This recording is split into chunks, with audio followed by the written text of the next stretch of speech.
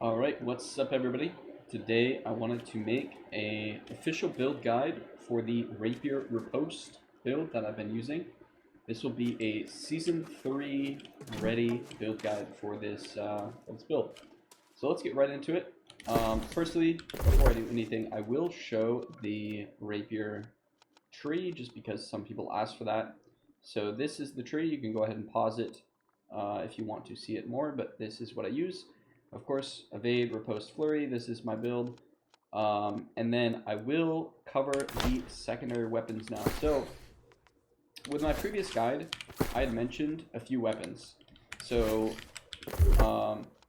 spear, I think, is the best secondary with this specific build, followed by probably Warhammer, surprisingly.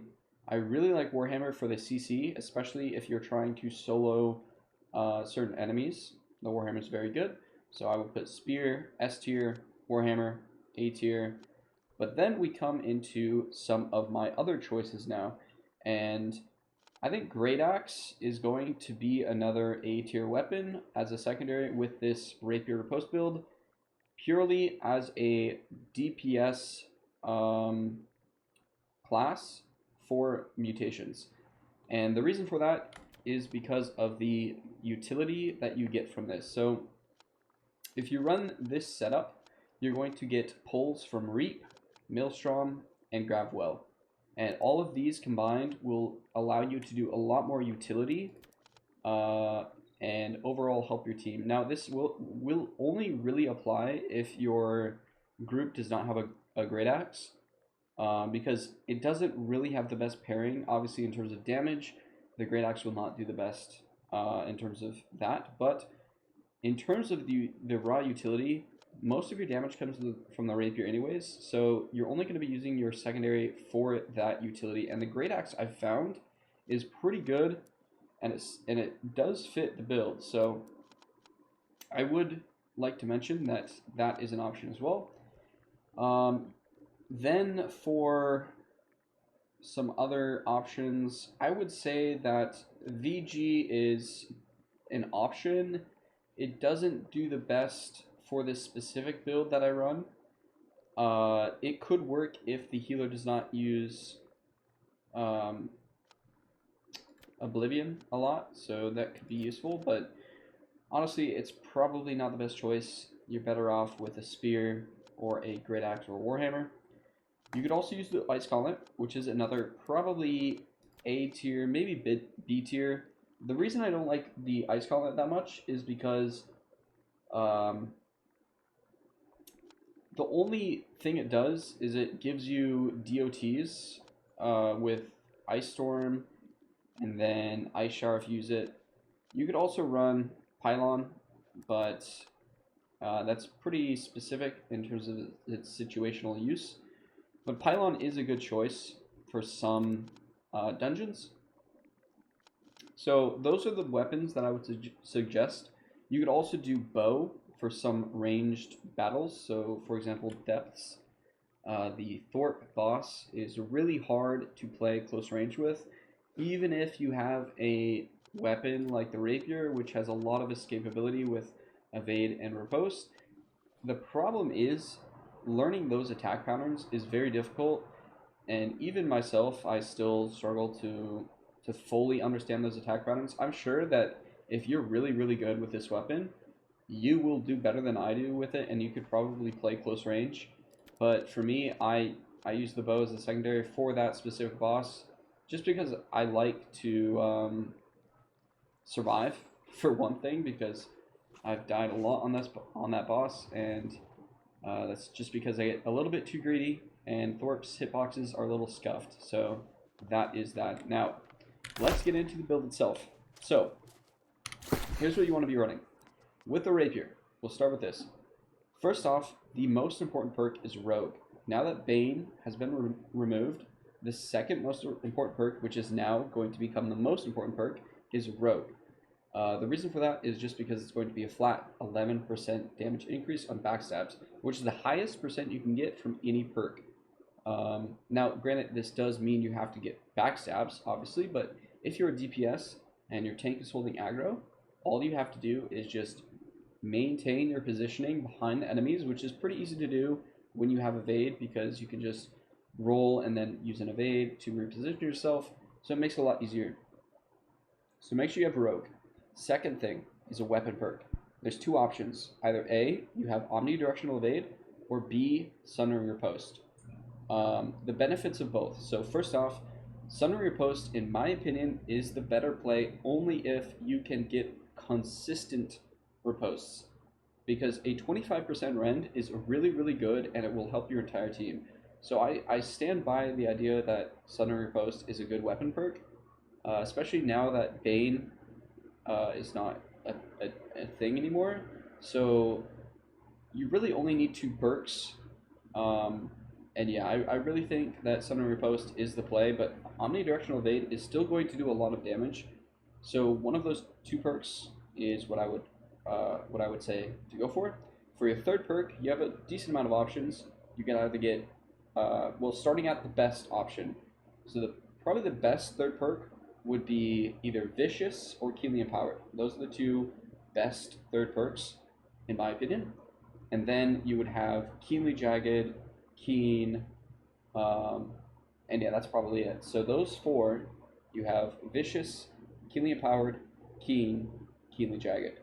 One of those 4 perks as your third perk on your Rapier. And that is the best Rapier you can get. Then you want to slot a gem that correlates to the weapon type, or not the weapon type, the mob type. So normally I'm fighting corrupted enemies. Eventually what I'll do is I'll have a rapier for each enemy type, but in this case I'm only going to talk about fighting corrupted with this build, because that's my first choice when it comes to making this build. But eventually you will want to make a build for every mob type. I know that seems extreme, but you'll just get the most amount of damage out of it. And I'll explain why that is in a few minutes here. So yeah, that's why I'm running the Empowered Rune Glass on this weapon. For our spear, the really only thing that matters is Enfeebling Skewer. It will apply a 46% weaken, or I guess that could be higher if the gear score is higher. But that weaken is what really matters. So you really want Enfeebling Skewer on the weapon itself. The other 2 perks don't really matter. And in fact, I would probably just only focus on that 1 perk. If you even get a purple weapon, that would be fine too. So yeah, that is that. Now, I'm going to start with armor here. Before I begin, I will say that each of my armor pieces have arcane harnessing. So this entire build is focused on doing the most amount of arcane damage as possible. And you can see that from my Rune Glass, which does a 40%, or I guess it just converts the damage to arcane. So this is why I have arcane harnessing in all of my armor pieces. But here's the perks you really need, okay? You definitely want Leeching Flurry. This should be the highest priority. The first perk you prioritize. And the reason for that is because you will gain health from using the ability. And everyone who has used this build before will already know that Leeching Flurry is very, very overpowered. So make sure you have this perk on your armor. Next perk you really want is Omnidirectional Evade. This will increase your damage, and it's just going to be a very, very good perk to have. Now you can obviously have this on your weapon itself as well, and if you choose to do that, then just replace Omnidirectional Evade on your armor with Sunray Riposte instead, if that makes sense. Then the other perk you might want is Fortifying Perforate. This will give you Fortify per hit, so it would be up to 30% Fortify for 6 seconds, which is pretty good. And it does, I've noticed it helps sometimes for certain abilities that you can sustain through without using Flurry. This might be harder to explain, but essentially what I'm talking about is, let's say there's an enemy in front of me, and they're using a move that does not have a knockback or a stun effect, then I can just use Perforate, and I'm going to gain 3 stacks of Fortify, which is 30% Fortify, and it will allow me to survive longer while I'm being attacked, which will obviously allow me to survive longer, and also apply a Weaken and a Rend. It's a higher level thing, but I think most people who understand the game will understand what I'm talking about there. Now, I'm using an artifact, which is the Tumbler Feet Wraps. This might not be the best choice, but in my opinion, it fits very well with this build, and I'll explain why. So, Shirking Blessing will give a 15% in power. First off, 15% in power is really, really, really good. Then it will give a 25% Fortify and heal you for 200 health plus 2% of max HP for 5 seconds. So, why is this so good? Reason being, when you dodge an attack, you'll gain that benefit. But here's the thing. Evade counts as a dodge. So if you evade an attack, you will also gain that benefit, which is really, really strong. This is why I think this this piece of armor fits very well into this build, because you could just use an evade and gain that benefit, and evade already gains in power. This is the thing that is pretty insane, because you already gain a 15% in power from using it, and not to mention, you also gain an 11% damage increase. So that would be in total of, let's see, 26 plus, what is that, 15? Yeah, so that's like 41% increased damage from using evade, which is really, really strong. So yeah, I would really recommend utilizing that. And yeah, that's why the Tumbler Feet Wraps are so good, because you just get so much benefit from it. For your last perk that you want to put on Tumbler Feet Wraps, that depends on the build you're going for, but for me, I'm going for full arcane damage, and that's why you can see I have arcane harnessing on this artifact. So on all my armor pieces, I have arcane harnessing. Now here's where we get into the interesting stuff. We're going to talk about jewelry. So amulet. The amulet will depend on the mutation that you're running. So if we're running a void mutation, we're going to be wanting to run health and void protection. Those are the main 2 perks. The third perk is not as important. Obviously with refreshing, this is a very good perk. I spent 50k on this amulet, which is very expensive, but that's just the price you pay for good amulets right now. But the main thing you want is that protection perk, because having extra elemental protection is very, very important. And then of course we have one for nature as well. This one doesn't have health, which I'll probably end up replacing. Probably both of these. But yeah, this void one is very good. For our ring, we have arcane damage, leeching, and refreshing. I spent a lot of gold on this one as well. I want to say about 75k, which is very expensive, but again, that's the price you pay. And the reason for that is because we get the extra 7% arcane damage. Now, this is not the best ring, and if I were to recommend the best ring, it would be arcane damage, leeching, and hardy. And hardy is very important, because it allows you to dodge twice without being stamina broken. Now, I've gotten used to this ring specifically without using hardy. You can see when I dodge once, it uses 50 stamina. And when I dodge twice, it depletes my stamina. In contrast, we can equip a hardy ring. This is for one of my healer builds. But you can see, if we dodge twice, we are not stamina broken. So that is the trade-off with that. And that's why I highly recommend making sure you have hardy. And then for your second perk would be arcane damage, or whatever damage type you're trying to prioritize. It could be thrust damage, if you're not going for an elemental damage type. For our earring, I got pretty lucky. I actually managed to get this from a mutation drop, and in my opinion, this is very, very solid. Doesn't get much better than this. Refreshing Toast, Purifying Toast, Regenerating. Very solid.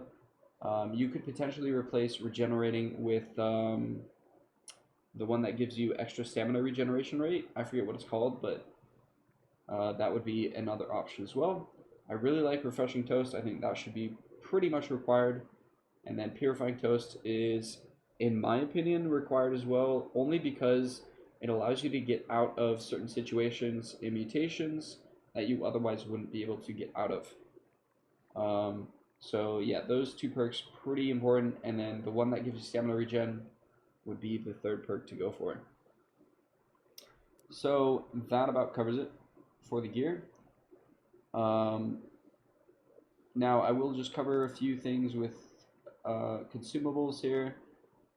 We used to use the filet and mushroom sauce, but there's actually a better food source now, which is the banana pudding, and that will increase your dex by 48 instead of int by 24 and dex by 16. So you're essentially getting 8 free attribute points by using banana pudding. This will cost a little bit more, but when you're running M3s, those 8 attribute points might come in handy, so I would recommend using this. Obviously, we want to be using honing stones and coatings as well. And then another thing to mention, this is a pretty important one too, is word potions. These used to only last for about 30 seconds before, but now they last for 40 minutes. So yeah, you definitely want to be using ward potions every dungeon you go into. Mostly just M2s, M3s, but you definitely want to be using these ward potions. And I believe that's pretty much it. I could cover Heart Rune as well. I'm still using Detonate, and they nerfed Detonate as well. It applies higher rend, but I haven't noticed much of a difference. So I think Detonate is still probably the play. With this build, you're basically just a raw DPS, so you want to make sure when you use Detonate, the enemies are rendered to max capacity, and likely you have a big mob clump, so you can get the most benefit out of it. So yeah, last thing to cover would be our attribute points. Okay, so I'll just show you when I run a mutation. Let's just say we're running depths or something.